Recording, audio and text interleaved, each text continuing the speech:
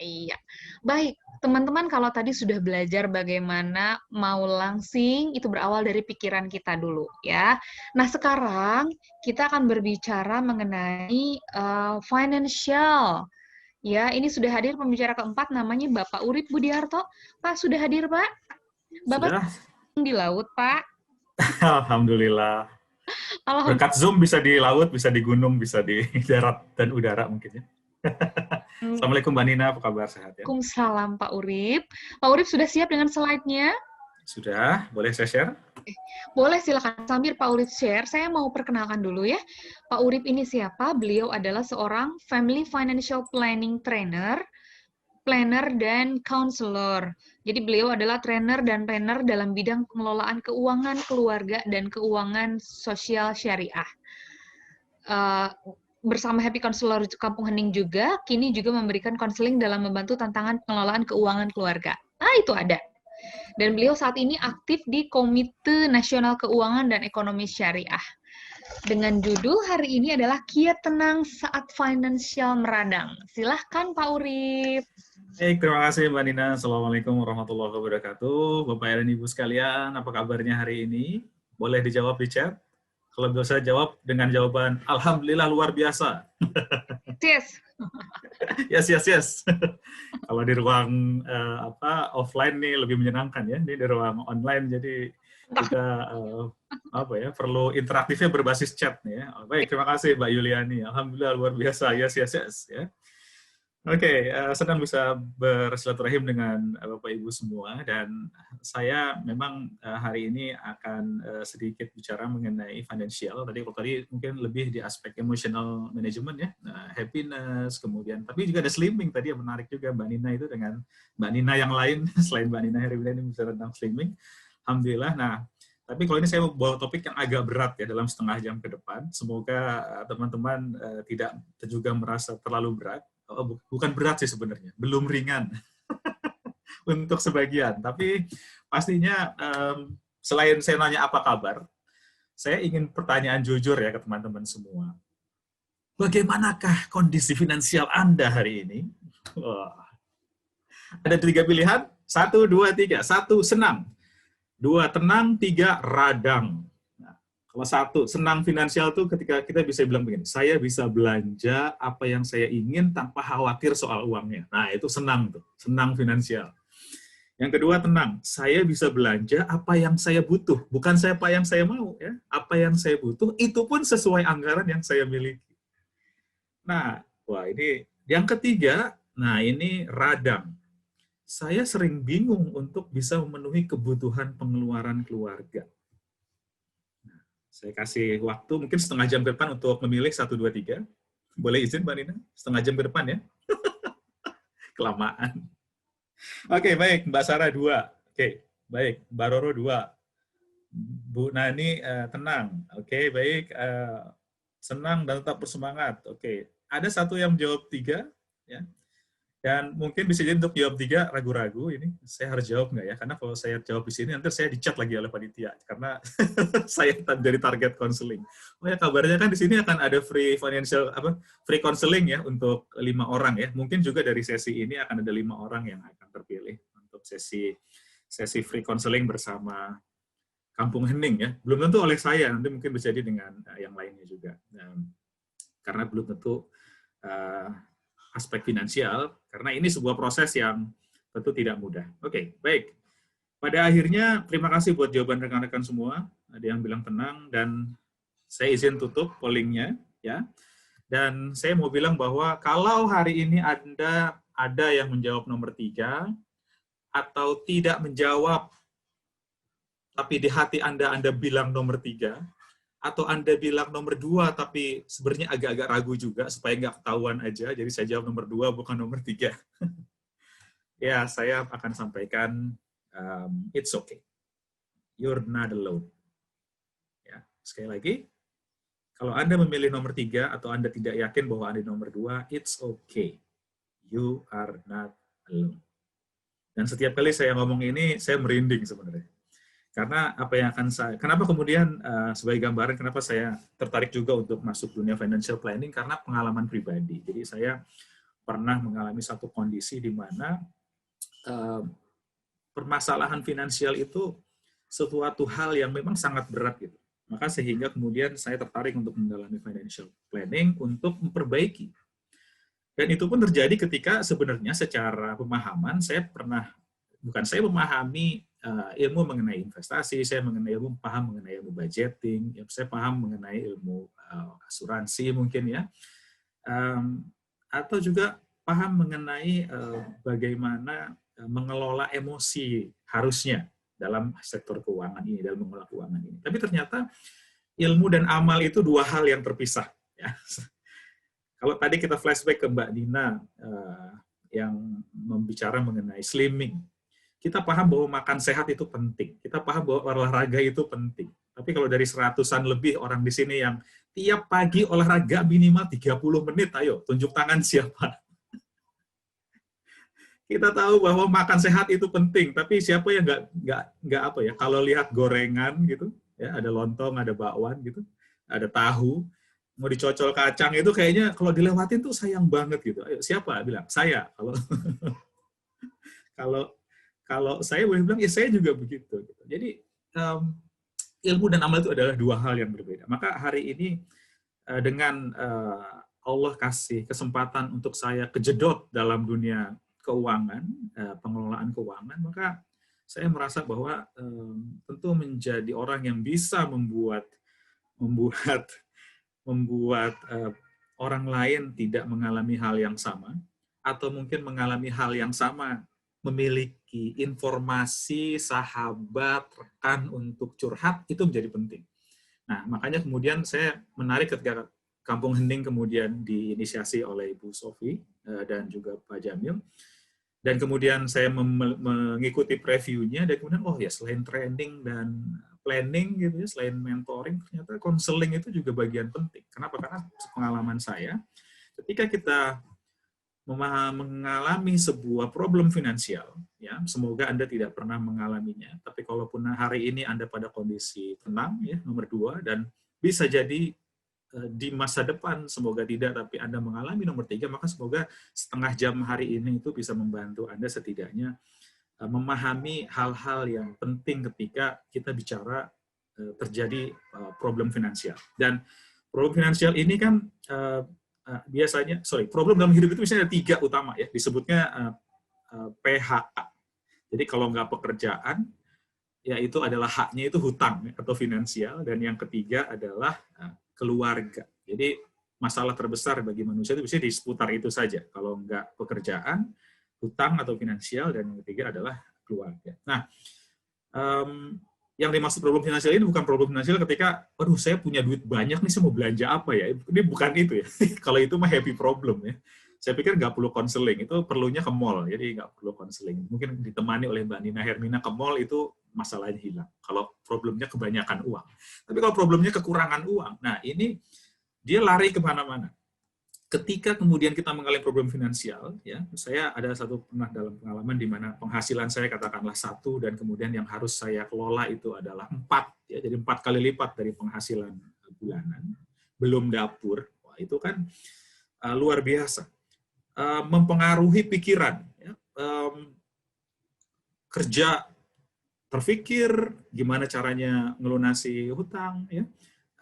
Tidur kepikiran, nggak tenang, maunya kalau bisa pagi itu jangan hadir di muka bumi ini, karena ketika pagi muncul selalu terbayang dengan kondisi miss call dari beragam perbankan yang kemudian kita terkait, atau mungkin mitra usaha atau mitra teman yang kemudian kita terkena gitu.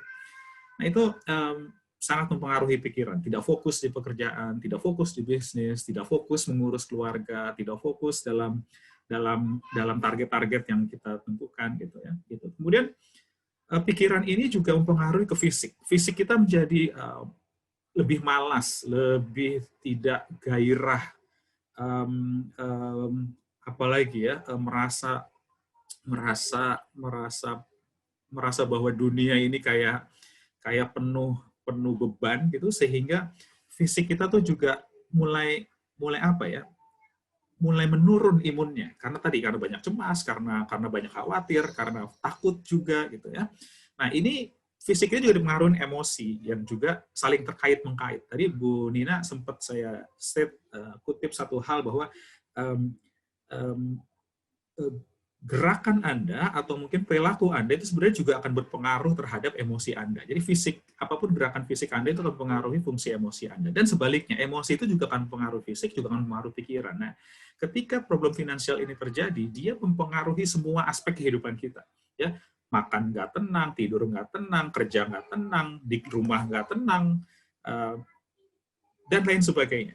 Ya, emosinya juga kemudian setiap kali handphone berdering tiba deg-degan karena itu tiba-tiba bisa jadi panggilan dari bank atau mungkin teman yang kemudian kita berhutang kepadanya. Setiap kali kemudian ada informasi, Pak, waktu itu masih kerja, Pak, maaf ada tamu di depan di lobi. Langsung deg-degan, siapa nih yang nunggu di depan lobi gitu. Atau kemudian ketika di rumah ada informasi dari istri, ayah ini ada tamu di rumah. Udah langsung tuh bayangan-bayangan film Ku Menangis itu debt collector yang jahat, yang besar tinggi pakai kalung rantai itu udah terbayang langsung di otak. Ya, betapa kemudian hidup tidak nyaman sekali gitu. Dan ada momen di mana ya Allah, kena snik sampai kapan begini gitu ya. Nah, emosi kita jadi semakin juga terganggu. Putus asa bisa jadi. Sehingga hal ini tuh bisa mempengaruhi pekerjaan. Pekerjaan jadi karena Anda dirasakan menjadi orang yang punya produk finansial, maka Anda kemudian bisa jadi PHK. Kekerabatan juga mungkin Anda tiba-tiba jadi putus hubungan kekerabatan. Persahabatan teman yang tadinya banyak sekarang menjauh. Keluarga juga banyak konflik ya, suami dengan istri karena komunikasinya kemudian jadi high tension karena tekanan-tekanan emosi yang terjadi. Dan yang lebih berat lagi sebenarnya faktor terhadap jiwa Anda. Kita jadi minder, kita jadi rendah diri, tidak percaya diri, tidak mau bergaul dengan orang lain. Nah, hal-hal ini terjadi gitu. Dan yang paling parah adalah kalau kemudian ujungnya keputusasaan. Banyak ya cerita-cerita kalau di koran mereka yang bunuh diri karena faktor finansial. Jadi pekerjaan, hutang, keluarga. Tapi ketika hutang, dia bisa juga mempengaruhi aspek pekerjaan dan juga bisa mempengaruhi aspek keluarga. Maka penting untuk kita semua, kalaupun nanti kita mengalami dampak problem finansial, hari ini tidak, semoga tidak juga, saya berdoa semoga Anda selalu diberikan kelimpahan keberkahan oleh Allah Subhanahu wa taala dalam aspek rezeki.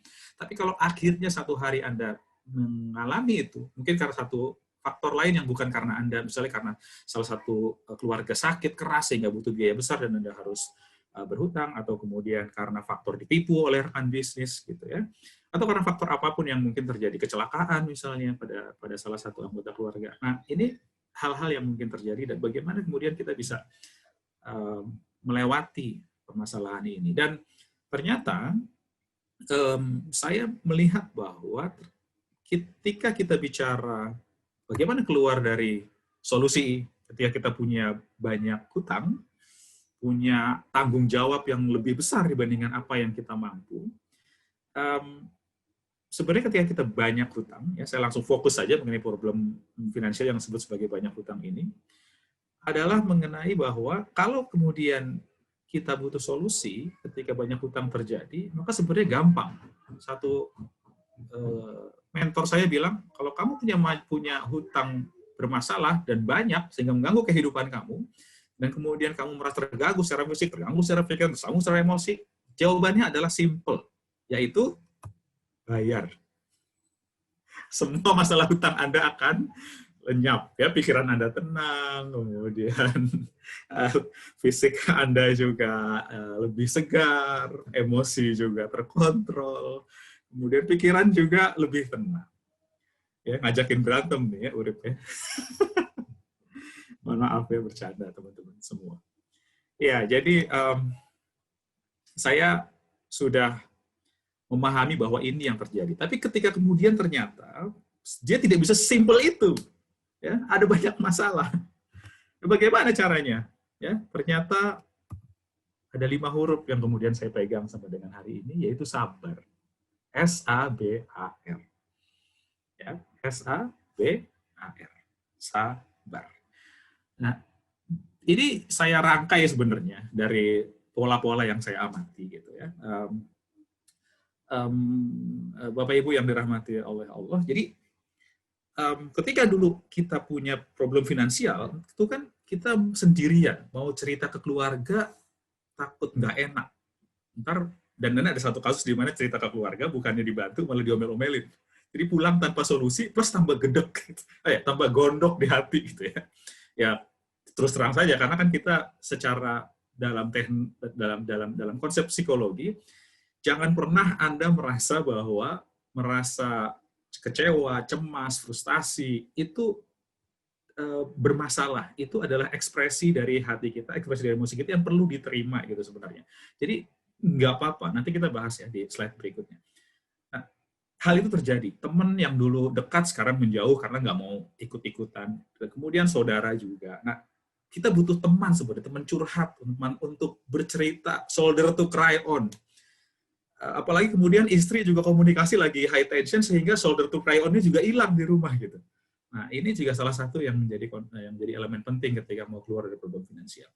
Nah, tapi ternyata masih ada tempat curhat yang paling baik ya, ketika justru mereka yang tidak kita kenal. Dan orang yang tidak kenal itu selalu bilang, sabar, memang itu saatnya kamu menerima. Nah, bolak-balik ketemu lagi yang lain gitu, bilangnya juga sabar. Tapi kemudian setelah 2 tahun prosesnya saya jalani dan kemudian semuanya sudah lebih ringan, ternyata memang kuncinya adalah sabar. Tapi sabar ini kemudian saya rangkai dalam 5 huruf, S-A-B-A-R. Dan satu sisi untuk kali ini mohon maaf karena waktunya sebentar ya Mbak Nina dan rekan-rekan sekalian, saya hanya akan membahas aspek S-nya saja. Karena itu bagian dari hari ini, yaitu S-nya adalah serah diri untuk tenang. Ya, makanya saya judulnya dengan kiat tenang mengatasi saat finansial kita meradang. Jadi S-nya adalah serah diri untuk tenang. Nah,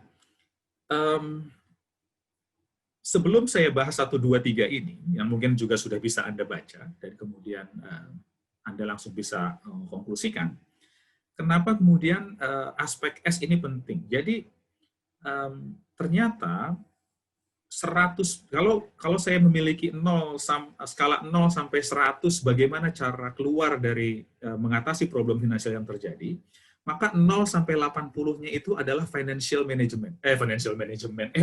management. Ya. Jadi 80%-nya itu adalah kemampuan Anda melewati prosesnya dengan kekuatan emosi yang Anda miliki.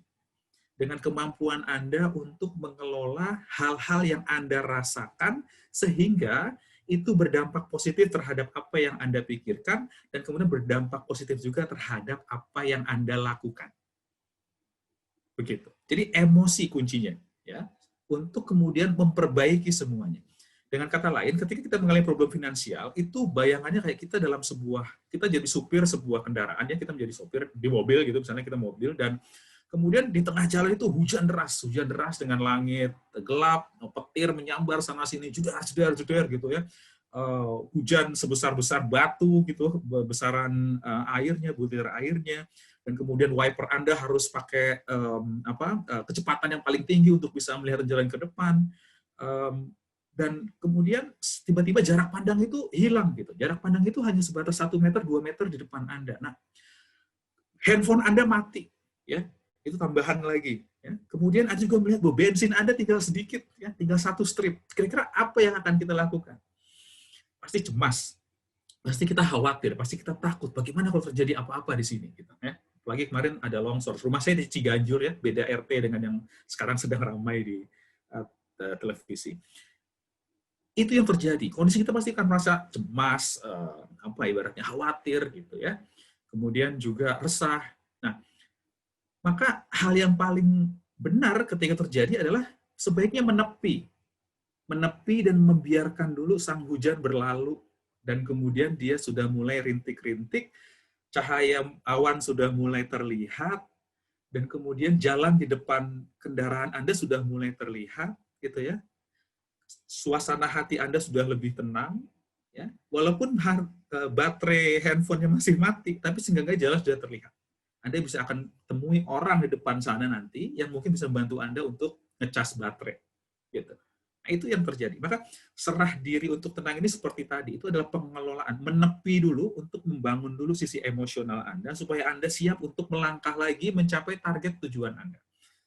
Begitu Bapak Ibu sekalian. Maka izinkan saya untuk berbagi mengenai serah diri untuk tenang ini, di mana saya membaginya 3 langkah sederhana. 1, pertama adalah mari menerima. Oh ya, sebagai disclaimer, sebenarnya saya menggunakan teknik ini tidak hanya untuk aspek problem finansial, tapi problem keluarga juga. Ketika ada komunikasi sedikit berdinamika dengan istri, saya juga pakai ini. Ketika ada sedikit tension juga dalam kerjaan, saya juga pakai ini. Dan dalam tension juga dalam keluarga, saya juga pakai konsep ini sih. Ya. Pertama adalah, apapun yang terjadi hari ini, bismillah saya menerima. Ya Allah, saya menerima kondisi finansial yang saya alami hari ini, dengan kesadaran bisa jadi ada peran saya yang membuat kondisi ini terjadi. Allah ciptakan semua itu baik-baik saja. Apapun yang kita terima hari ini, jangan-jangan karena ada masalah ataupun hal buruk yang pernah kita lakukan, dan kemudian Allah balikan kembali keburukan itu pada kita hari ini. Ya, orang bisa dimasalah karena musibah atau karena azab. Karena ujian atau karena azab. Kadang kita menganggap semuanya ujian, bisa jadi karena azab. Nah, semoga kita tidak masuk menjadi bagian yang terkena azab ini. Tapi kalau terjadi, mari menerimanya. Mari menerima bahwa apapun yang terjadi hari ini, ya Allah, saya terima, saya kemudian sadar bisa jadi ada peran saya yang buat kondisi ini terjadi. Maka kita analisa ini ke dalam konteks sejarah.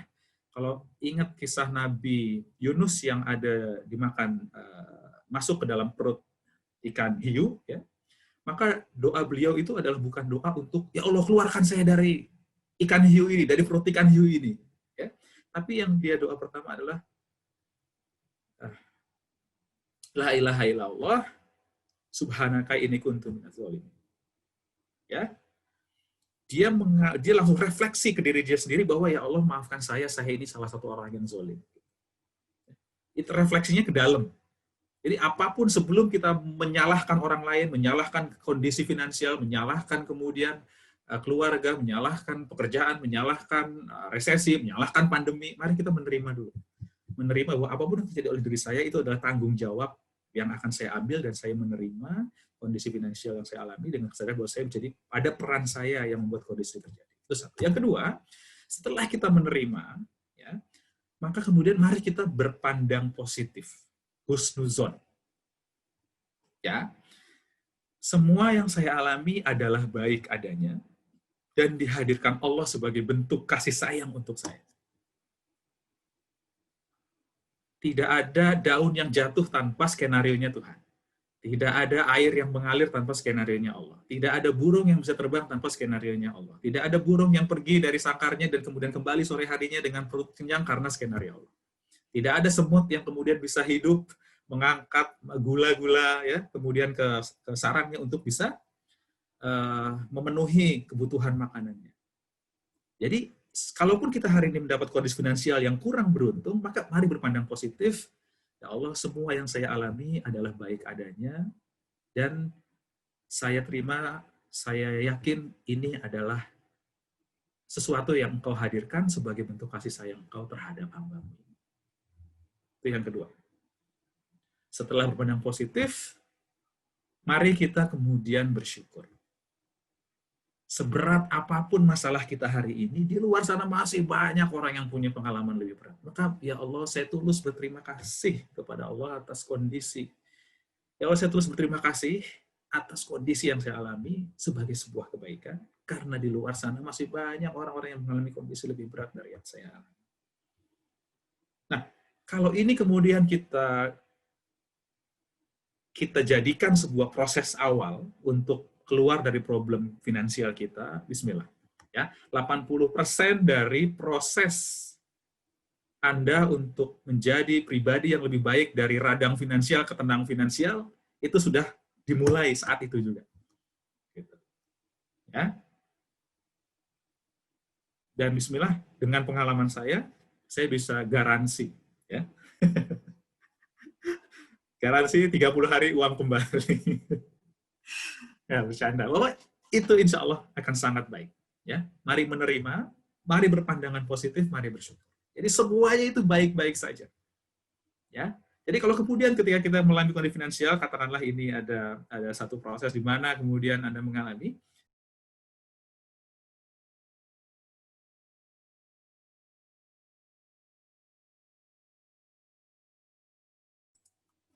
mari kita lakukan, gitu ya. Sementara saya sibuk dulu, ya, saya serahkan ke Mbak Nina, dan secara umum saya mau awali dari sini saja dulu. Saya akan jawab pertanyaan kalau ada, dan kalau nanti kemudian ingin mengetahui lebih lanjut bagaimana langkah-langkahnya, karena saya ketika bicara pendampingan, ya, itu tidak hanya aspek training, ya, tapi ada bukan satu klien, ada beberapa yang kemudian saya harus perlu temani dampingi hingga 2 tahun. Gitu. Jadi ada proses yang cukup panjang gitu untuk menghandle satu case. Semata-mata apa? Semata-mata demi kebaikan satu orang. Membantu satu orang sama dengan membantu seluruh umat manusia. Ya, maka itu kaidah Islam yang saya pegang, maka bukan masalah 1-2 orangnya, tapi masalah bagaimana kemudian ada kehidupan yang berubah, dan itu akan berdampak kepada kehidupan yang lebih luas lagi. Nah, itu dari saya. Jadi S yang pertama itu, bagaimana kita menerima, bagaimana kita kemudian berpandang positif, dan bagaimana kita bersyukur. Kalau ini sudah kita kelola, maka Anda sudah punya 80% proses untuk menjadi pribadi yang siap untuk menuju dari radang finansial menjadi tenang finansial. Oke, kalau Anda kemudian tenang finansial, dengan ini juga bisa jadi Anda menjadi berlimpah berkah, menjadi senang finansial. Amin. Ya Allah. Silakan, Mbak Nina. Saya kembalikan ke Mbak Nina. Kalau ada pertanyaan dari rekan-rekan, silakan. Ya, terima kasih. Teman-teman, apakah ada yang mau bertanya? Saya buka satu aja ya, Pak ya. Nah, ini ya, mohon maaf ya, mungkin kepanjangan ya. Itu terbatas, hanya 1 menit lagi. Bagaimana tetap semangat hidup di tengah ekonomi yang sulit di masa pandemi ini, Pak Urip? Itu. Silakan, dijawab 1 menit. 1, hati-hati dengan pilihan kata Anda. Karena pilihan kata Anda bisa jadi menjadi doa yang disebutkan atau dikabulkan oleh Tuhan yang Maha Kuasa dengan dukungan alam semesta. Mari kita coba diulang lagi, Mbak, pertanyaannya. Oke. Ulang lagi ya. Jadi, bagaimana tetap semangat hidup di tengah ekonomi yang sulit di masa pandemi ini? Ada kalimat yang salah. Ada kata yang salah. Yaitu sulit. Sadar tidak sadar ketika ini, saya sekarang baca chatnya, Ibu Safrina, ya. Dan ini dalami juga oleh banyak klien yang kemudian berkonsultasi. Mereka punya pilihan-pilihan kata yang juga kemudian menggambarkan suasana hati dan suasana keyakinan hati. Bagaimana tetap semangat hidup di tengah ekonomi yang sulit? Pertanyaan sebenarnya adalah, apakah Bu Safrina bisa membantu mengubah keyakinan hatinya bahwa hari ini itu ekonomi tidak sulit, tapi ekonomi baik-baik saja, dan ada peluang-peluang yang terbuka untuk satu bagian, meskipun di bagian yang lain bisa jadi belum sesuai untuk kondisi saat ini. Jadi pertanyaannya harusnya adalah, bagaimana tetap semangat hidup di tengah ekonomi yang punya tantangan unik terkait adanya pandemi COVID. Nah, ketika kita berubah menjadi tantangan yang unik, berarti kalau ini tantangan yang unik, pasti ada satu celah yang bisa kita kelola untuk memperoleh kebaikan dari apa yang terjadi. Memperoleh hikmah dari apa yang terjadi. Gitu. Nah, misalnya seperti itu. Sahabat saya yang tadinya bisnisnya kurang baik, sekarang malah lebih baik justru setelah adanya pandemi. Zoom yang tadinya penggunanya hanya sedikit, gara-gara pandemi penggunanya bertumbuh signifikan, bahkan sahamnya naik berkali-kali lipat. Ini gara-gara pandemi. Maka mari kita melihat masalah yang ada di depan kita sebagai sebuah hikmah, gitu ya. Jangan melihatnya sebagai sebuah masalah. Ada satu klien yang bilang, Pak Urip, ini gimana ya? Saya punya masalah yang sangat berat ini. Hidup saya sepertinya hancur. Hati saya ini sulit sekali untuk bisa menerima keadaan ini. Dan saya akan bilang bahwa kalau Anda meyakini hal itu akan terjadi pada Anda. ya, sulit, berat, ya, tidak jelas. Nah itu ya akan terjadi pada Anda. Maka positiflah, yakinkan diri Anda bahwa saya hanya akan berpikir yang baik-baik saja. Saya akan bersyukur atas apapun yang masih bisa saya syukuri. Saya akan memandang positif atas apapun yang ada di depan saya. Begitu. Nah, itu dari saya. Ya, semoga tidak menjawab, karena kalau saya itu menjawab, nanti Anda nggak penasaran. Terima kasih Pak Urip. Mungkin teman-teman hanya satu Ya, pertanyaan karena waktunya terbatas. Semoga ya, apa yang disampaikan oleh Pak Urip ini bermanfaat. Berkah ilmunya ya Pak ya. ya, baik. Terima kasih. Mohon maaf kalau ada kekurangan. Selebihnya semoga Allah selalu berikan kebaikan untuk Anda. Jempolnya, silahkan jempol virtual. Ya. Apapun kesulitan yang kita hadapi tetap bersyukur katanya. Oke.